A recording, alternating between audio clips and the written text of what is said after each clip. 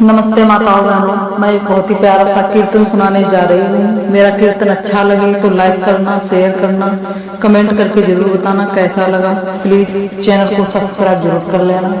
आप लोगों का प्यार यूं ही बना रहे और मैं आप लोगों को ऐसे सुंदर सुंदर कीर्तन भजन सुनाती रहूँगी।